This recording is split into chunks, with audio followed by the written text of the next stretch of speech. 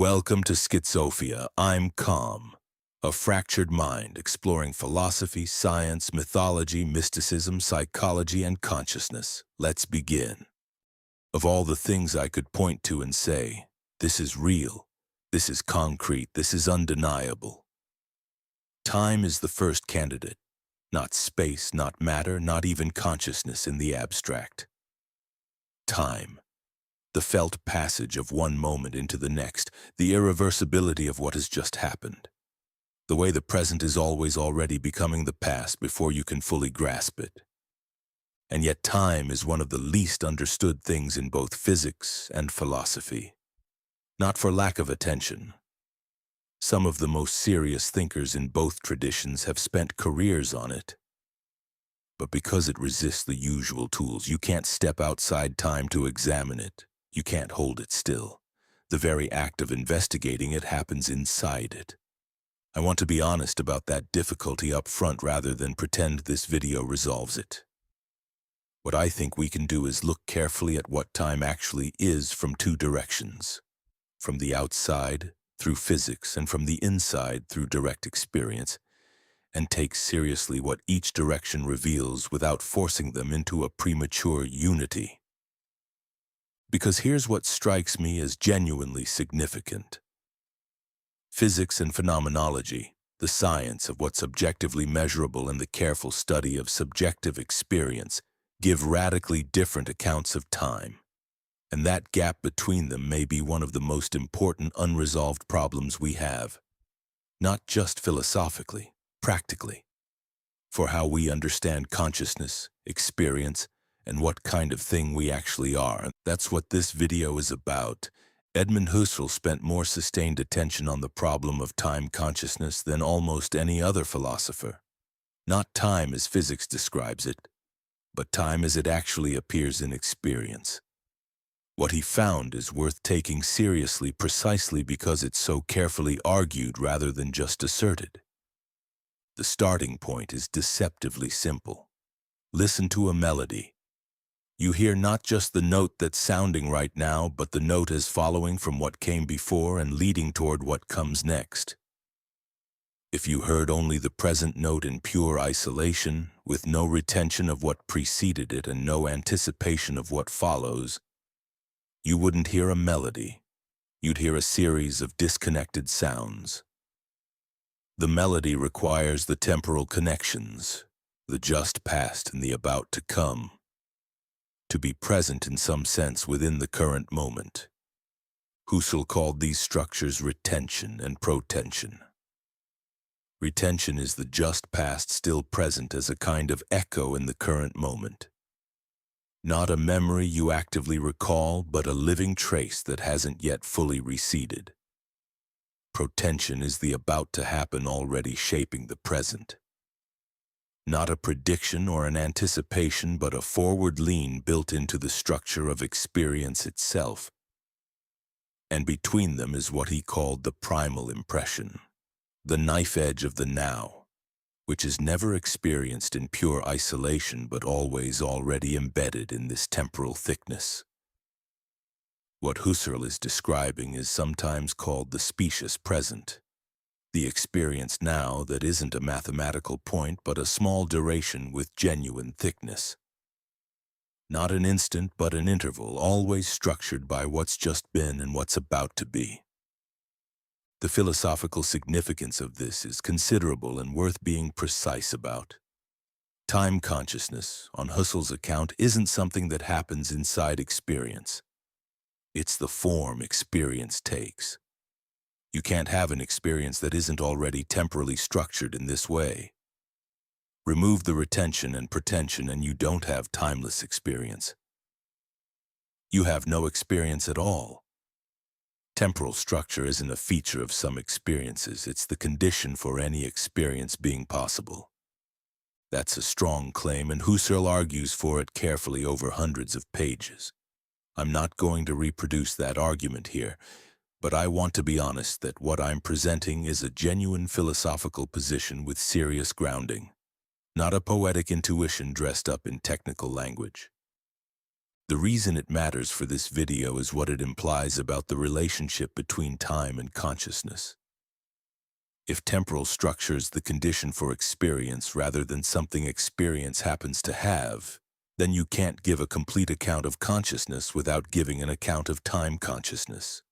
And you can't give a complete account of time, not just physical time, but time as it actually appears, without engaging with the experiential structure Husserl describes. That creates a genuine puzzle. Physics gives us time as a dimension, a coordinate, something measured by clocks. Husserl gives us time as the living structure of experience, irreducible to any coordinate system. These aren't two descriptions of the same thing. They're descriptions of something from two directions that don't obviously meet, whether they can be brought together. Whether there's a deeper account of time that makes sense of both the physical and the phenomenological is genuinely open.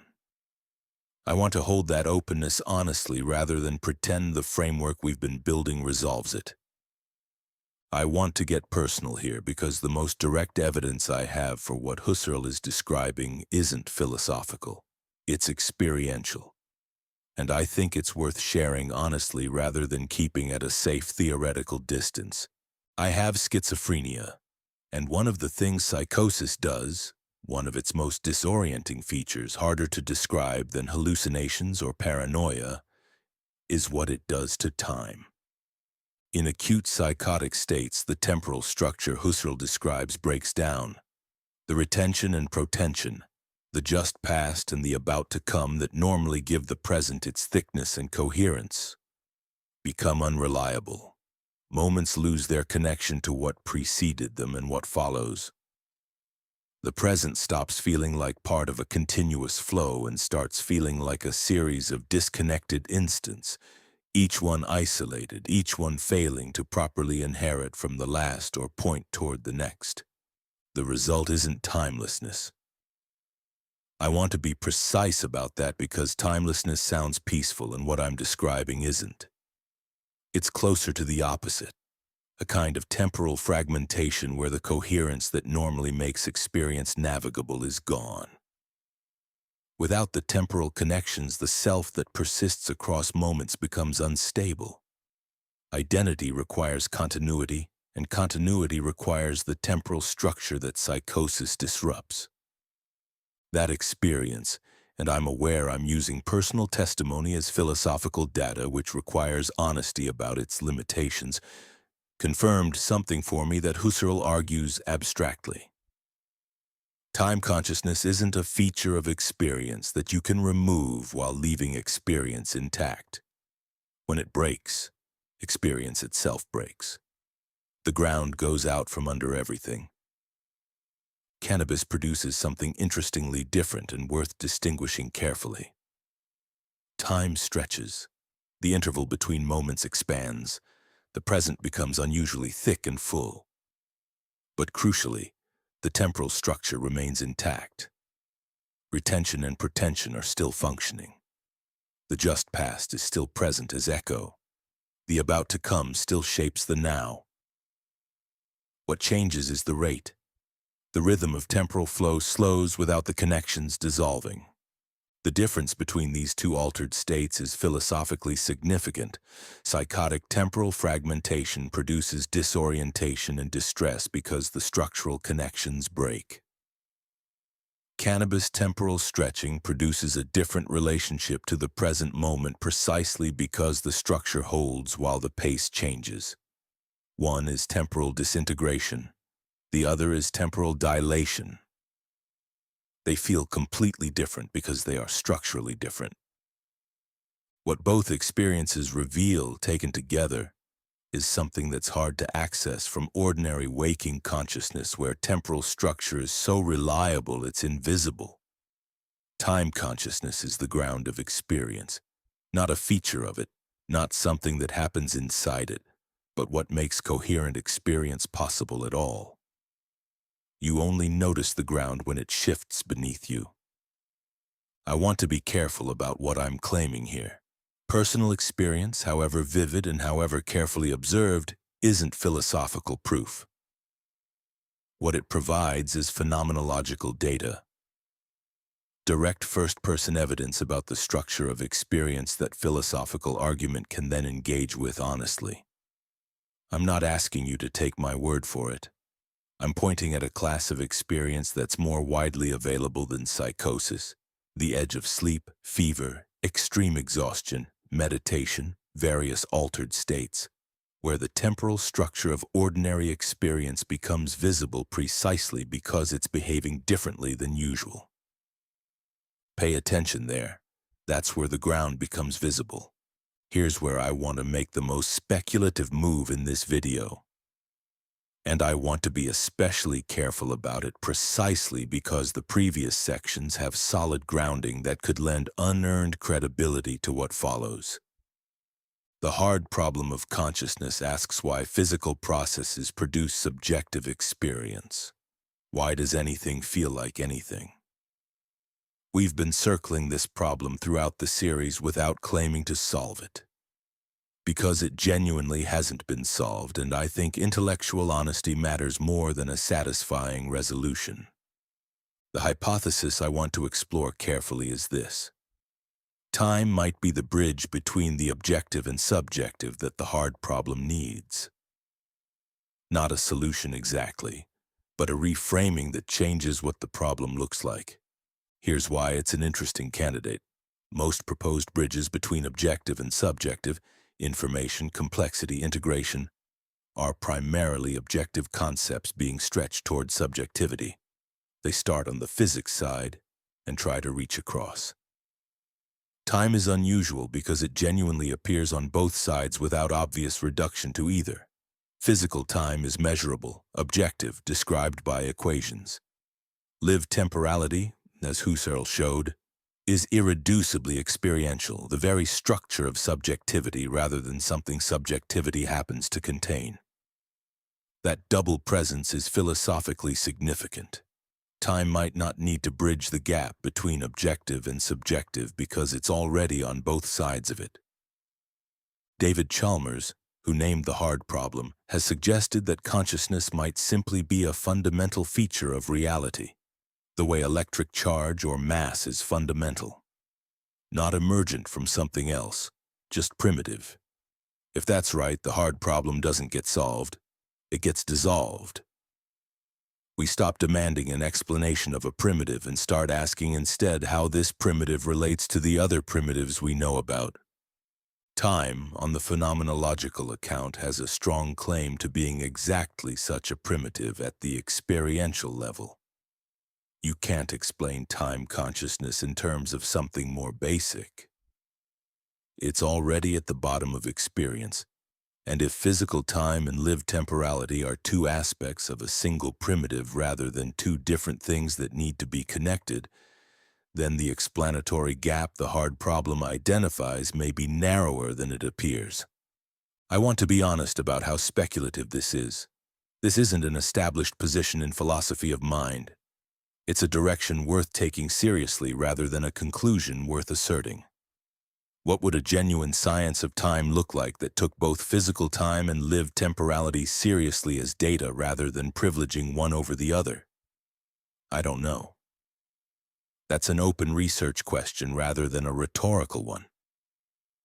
What I'm more confident about is the negative claim. Any account of consciousness that ignores the temporal structure Husserl describes is incomplete. And any account of time that ignores what altered states and psychopathology reveal about time consciousness is also incomplete. The two investigations need each other more than either tradition has fully acknowledged. That's not a solution. But it might be the right place to keep looking. I want to end this video with something honest rather than something satisfying. We've covered a lot of ground. Physics telling us time has no fundamental direction while our experience insists otherwise. Husserl showing that time consciousness isn't something inside experience but the structure of it. Altered states revealing that structure by disrupting or dilating it. The speculative possibility that time might be the bridge the hard problem needs. None of this resolves into a clean conclusion. I think that's appropriate rather than a failure. What I'm left with, after years of living with a condition that has disrupted my own temporal structure in ways I couldn't have chosen or designed, is a deep respect for how much is held together by something we almost never notice. The retention and pretension Husserl describes, the temporal thickness of the present moment, the coherence that makes one moment feel continuous with the last. These aren't philosophical abstractions. They're what makes a life feel like a life rather than a series of disconnected instants. When that structure holds, we take it entirely for granted. When it breaks, everything else breaks with it. That might be the most honest thing I can say about time as the ground of experience. Not a theory, an observation. The ground is only visible when it shifts, and paying attention to when it shifts carefully and without flinching might be the most direct access we have to what's actually holding everything together. That's worth the attention, and that's where we'll rest for today. Thank you for spending this time here. Genuinely. This channel is my way of building something real, on my own terms. If something here resonated with you, if it made you think or see something differently, pass it on. Share it, subscribe, and I'll see you in the next one.